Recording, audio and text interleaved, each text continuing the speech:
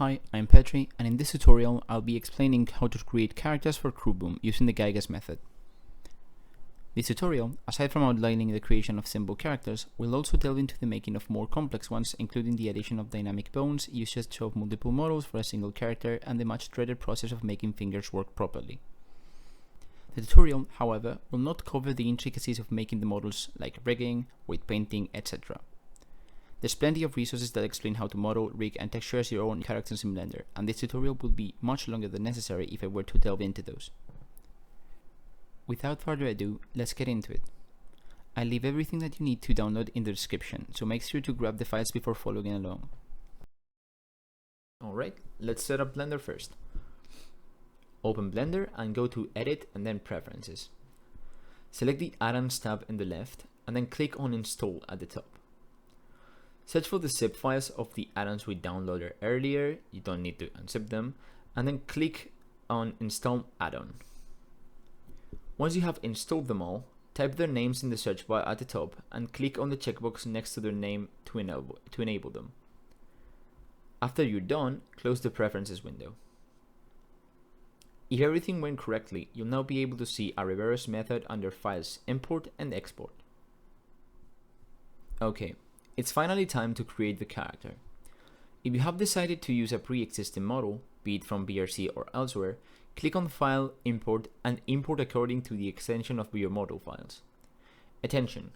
You'll need to make sure that the bones orientation is correctly imported and that the leaf bones are ignored, although this last part will most likely not be an issue. For FBX files, checking these boxes under Armature will do the trick. Each extension that supports a skeleton will have a box related to bone orientation. Make sure to check it if you don't want your bones to look like this. If you want to model a character from scratch, you know the drill. Sacrifice the Blender cube and start praying to God. Once the character is imported and rigged correctly, again, I'm not gonna cover this in this tutorial, you'll need to do a couple more things in order to proceed with the next step.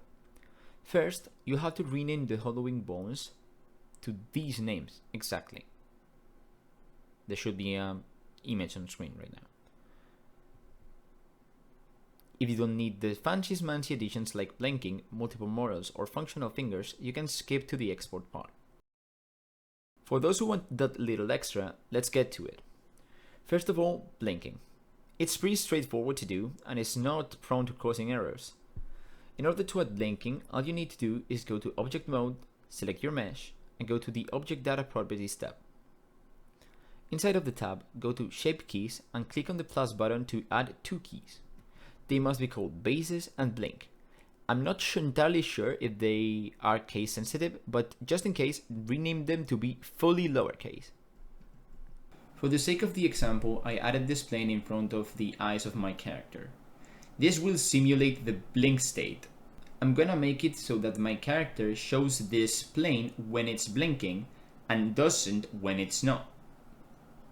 In order to do so, I'm gonna go to Bases and I'm gonna go to Edit Mode, and inside of it I'm gonna hide my mesh, my plane in this case, in a bulky part of the character, in this case the head. Then I'm gonna go to Object Mode and go into Blink and make sure it is visible there. If everything went correctly, the blink key shape will show the plane in front of her eyes. Alright, that's everything for blinking. Now let's get into the models. In order to have multiple models tied to the same skin, it is as simple as having them all linked to the same armature, and rigged accordingly of course. If the models that you want to add are not properly rigged using the same armature as the original one, you'll have to do some weight painting in order for it to work smoothly. I do not envy you, this is pain. Okay, that's pretty much it for multi-model setup. Make sure that each of the meshes that you want to add into the character is a single mesh instead of being like a random assortment of meshes. What do I mean by this? If you have 4 outfits, you should have 4 meshes in case you want the models to be different, of course. But do not have like goggles or scarves or things separate from the character, because otherwise Unity will complain and make them invisible during the cipher dance sometimes, and that's clunky. So just For each of the meshes, of the complete meshes, or outfits, whatever you want to call it, just make sure there's just one mesh. Onto dynamic bones. If you want dynamic bones to be added to your character, you'll have to add those wherever you want, and then make sure they are properly rigged. The longer your bone chain is, the more obvious the physics of it will be. If your chain is small, on the other hand, the effect will be subtle.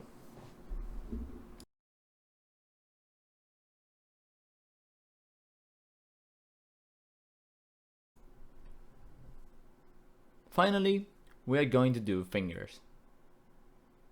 Yes, the dreaded fingers.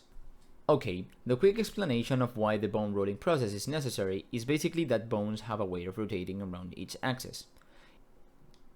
If the roll of a bone is misconfigured, it will rotate it as it sees fit, usually not like you want it to rotate. This happens because the bones hate us specifically, and there's nothing we can do about it except bribe them into behaving correctly. To make things much easier, I'll leave a file in the description that contains already set up fingers that are amazing and work for hands that have 3 bones per finger. Credits to Minty, Giygas, and Project Alpha 22. You are free to roll the bones correctly yourself, but I'll be explaining how to do it by transferring the correctness of the bones in this file to the ones in your model. First of all, open the file in another Blender project, just double click on it, don't close your model. Then go to Object Mode and Ctrl-C, Ctrl-V the entire skeleton in the provided file into your file.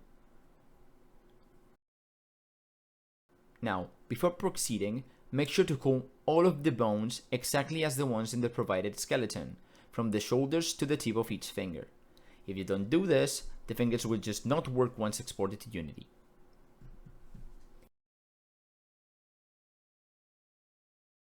Extra step if you have a T-pose character instead of an A-pose character before copying the bones. Select the copied armature and go to pose mode.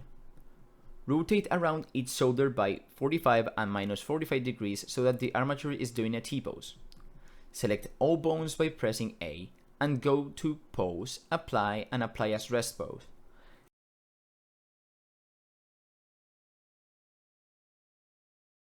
Once you have them, select both armatures and go into edit mode. Now, for the hand and each finger bone, select the bone in your model and then shift click on the same bone in the properly configured armature. Then press Shift N and select active bone. Repeat this for every finger and the hand bone. If you don't do it individually, it will not work.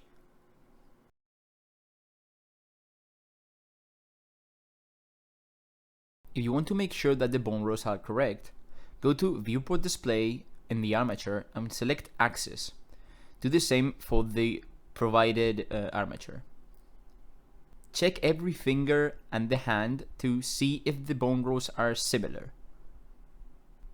You're looking for the general direction of the axis.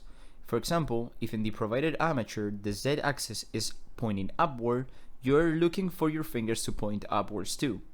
Some fingers will not look directly equal to the ones in the armature, but that's fine. Exporting the character is very simple, but we'll have to take some precautions first. First of all, make sure that each of the models you want to have as outfits is a single mesh, as I mentioned before. Fuse everything into a single mesh per outfit you want.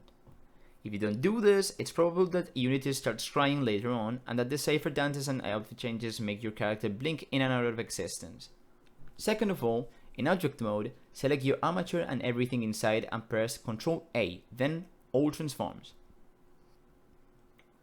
After you're done, select everything you want to export, if you had deselected it, and go to Export Aribero Exporter, the XPX one. Make sure you have these exact settings in every single part, even the copy at the top and the files next to it. Warning: if you don't have the armature settings as depicted and you followed the earlier process about rolling the finger bones, your fingers will look extremely wrong in-game, so make sure to copy this thoroughly. For your sake, make sure to save the export settings once you're done copying them, in order to have easy access to them when you inevitably want to change something in your model or make another part. To save them, go at the top and press plus. Once you have exported this properly, we can finally move on to Unity. First, let's set up Unity. Go to Projects and then click on Add. Once you have clicked on Add, navigate to wherever you downloaded CrewBoom Editor.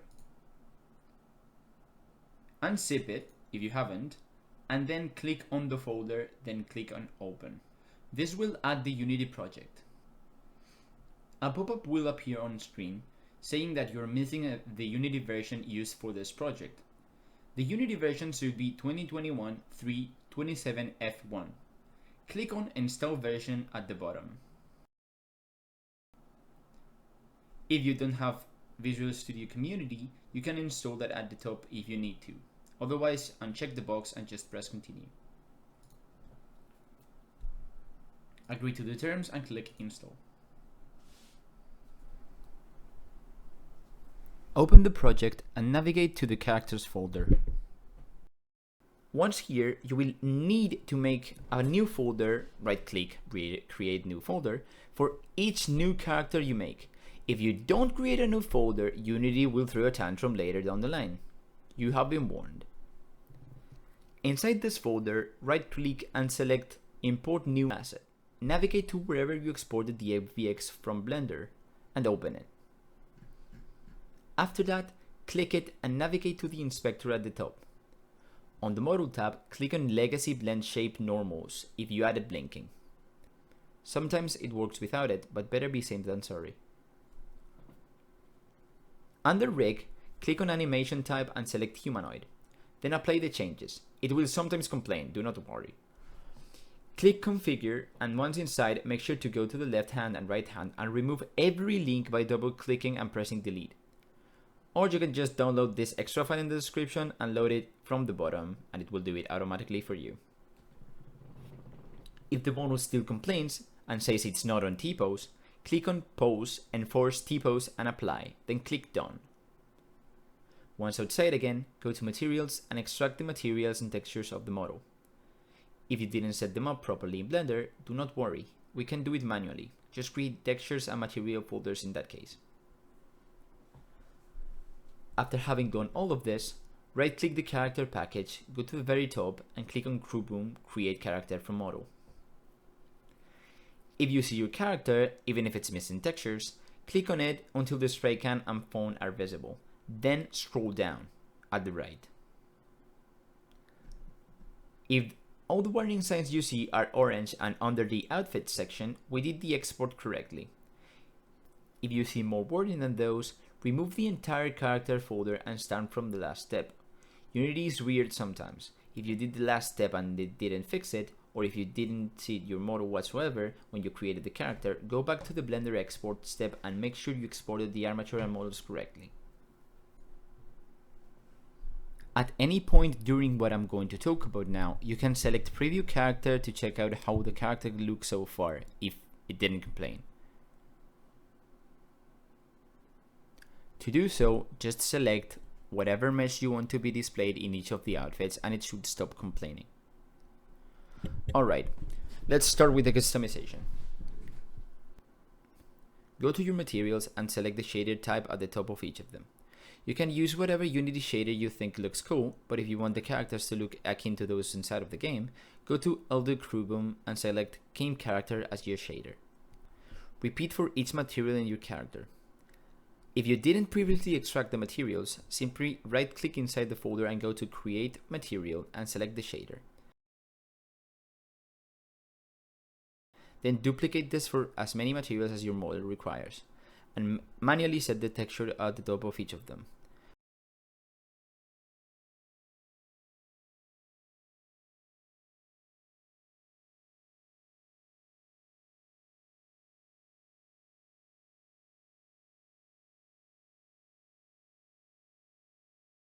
Once you are done, make sure you assign them in the player package, not in the prefab.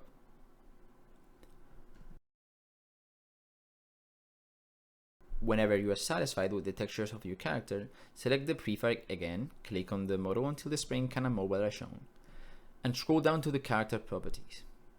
Fill these out: character name, cipher dance, idle dance, etc. If you made more than one model, drag them to this tab from the top left, aka from the prefab. If you drag them from the bottom, aka from the hierarchy, it will do weird stuff. Oh god, I spent so much time wondering why it didn't work. Rename the outfits as you see fit. This will be the displayed name in the game. And select which renderer model you want to be shown in each of them. You can also change the textures of the model if you open these tabs, in case you want to have color variants for the selected meshes.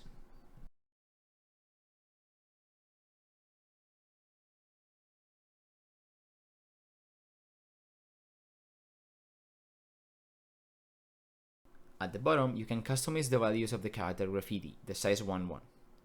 If you want to add a new texture with 1, etc., all you have to do is add a custom graffiti and make sure that the pixels have 256 in pixels and that the imported texture has alpha transparency if it's a PNG with a transparent background. If you added blinking, also click on the blinking checkbox.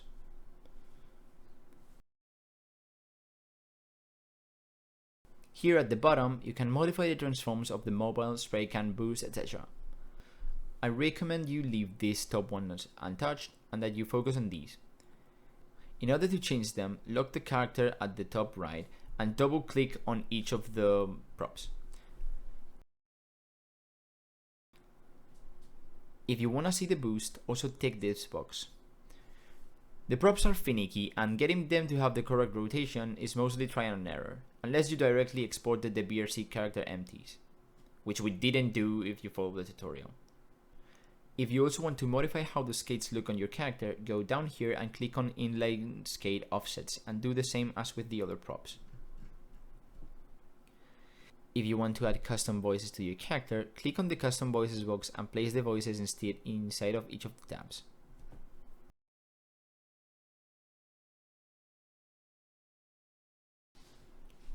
Finally, we have reached the moment of adding dynamic bones, if you want those. If not, skip to the building character bundle bar. First of all, with the project open, go to wherever you store the Unity store asset, dynamic bones, and double click it. Then click on import with everything selected. Having added the proper bone chains in the Blender step, adding dynamic bones is quite straightforward.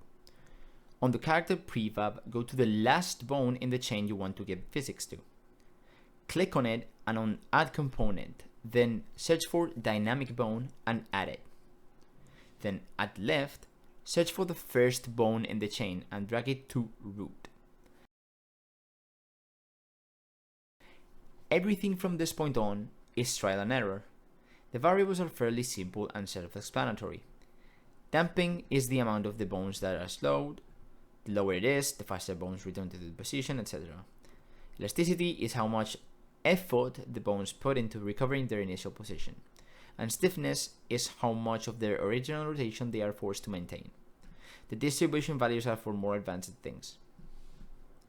At the bottom, you can also see gravity and force, which help add physics. Force is always applied, and gravity is only active when the character is moving, as far as I can tell.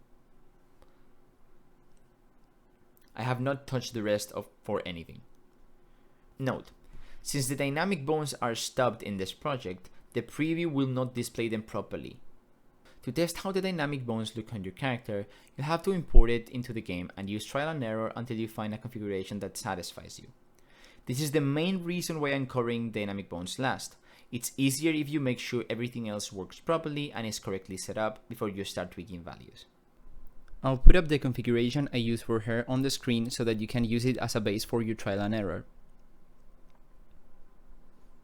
Once you have a bone chain that you like the configuration of, you can click on these three buttons and copy the values of the component, and then on the other one, just go to the same three buttons and paste it as component values. Okay, we have finished the dynamic bones. There's only one step remaining. Click on Build Character Bundle and wait. If the folder doesn't open automatically, navigate to it. It's CrewBoom Editor Character Bundles. Once you have these two files, go to whatever your CrewBoom configuration is. For those using R2 Modman, open it, go to Browse Local Files in your profile, enter bpnx, config, CrewBoom, and drop the files inside. If you're not, search for that same folder order, but in wherever you installed your modded game. Finally, open the game and go to the cipher. If everything went smoothly, your character will be there. And that's it. If you have any further inquiries about something specific, or if you feel I have left out some things, feel free to tell me in the comments below. I'll save the script so I can do slight modifications and re-upload the video if the suggestions require me to make significant changes, or I'll update the description in case I have missed out any links. Stay funky fresh and have fun, everyone. See you at Giygas.